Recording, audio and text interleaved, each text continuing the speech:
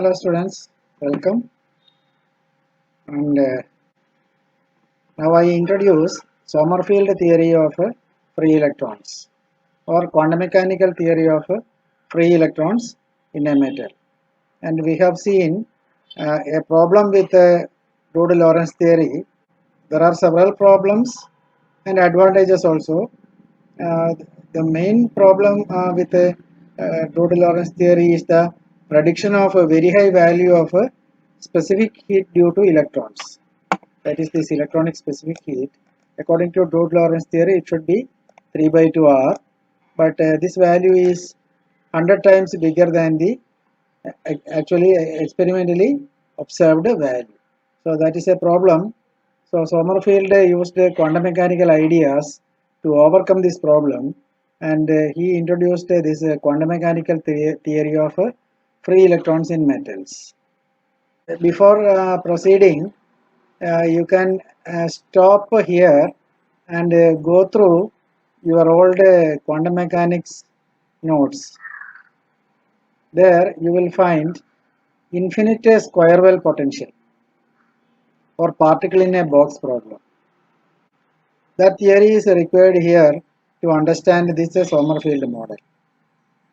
There the theory is one-dimensional, only x coordinate is taken, but here solid we know solids are three-dimensional objects.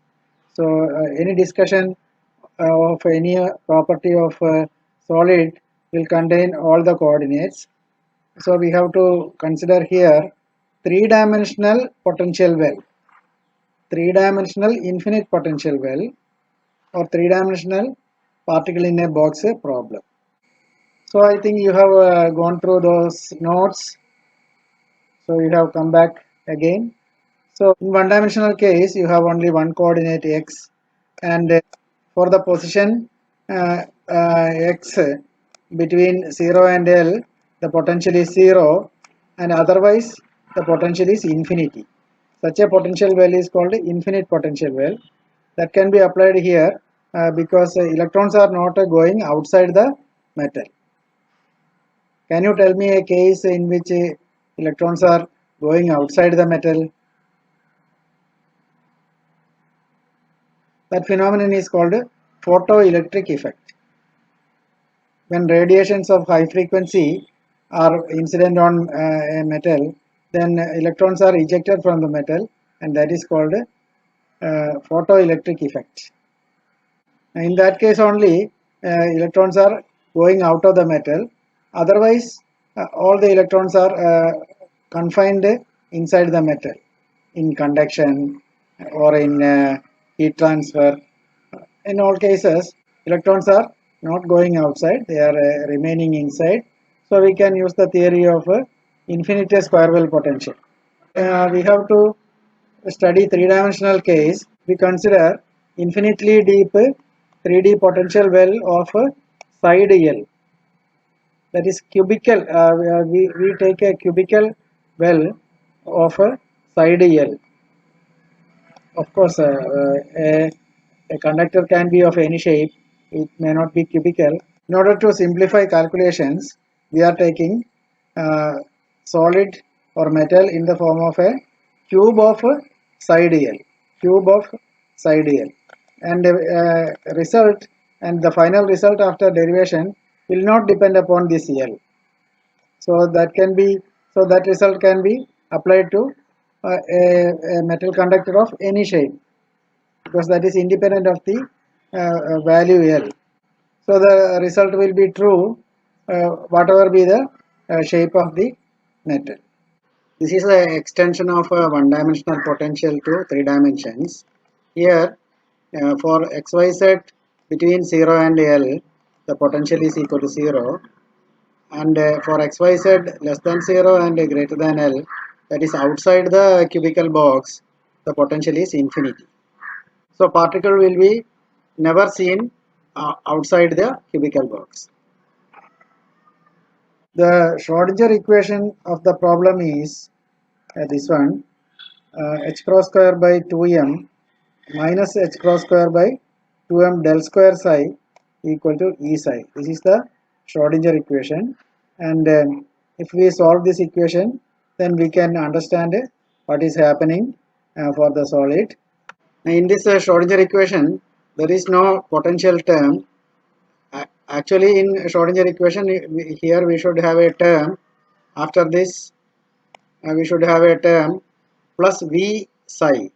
But here you can see V is equal to 0 inside, and we are solving psi inside the box. And inside the box, V is equal to 0. That is why that V term is not seen here. In the one-dimensional case, this will just become d square psi by dx square only. But here we have three derivatives with respect to y as well as with respect to z. So if we rearrange this, then you will get del square psi is equal to 2me by h cross square into psi. So this 2me by h cross square can be taken as some k square here in order to obtain a familiar differential equation. Solution to differential equation we have to find out. This psi is called a wave function that we have to determine by solving this differential equation, and that solution has to satisfy some boundary condition also, because no electron is seen outside the cubical box. So just outside and on the surface of the cubical box, the wave function should become 0. So at x, y, z equal to 0, the wave function must be 0, and at x equal to L, y equal to L, and z equal to L, they are the boundary surface of the cubical box. On the boundary surface and outside the boundary surface, this wave function must be 0, because electron is not going outside. So that boundary condition we have to impose on the psi. So this equation is called a variable separable equation. If the equation is variable separable, then this wave function psi can be written as a product of three functions. One is depending upon x only, another function is depending upon y only, another function depending upon z only. So if psi of this differential equation can be written in this particular form, then that differential equation is called a variable separable form. So these x, y, z are separated. That is why it is called like that.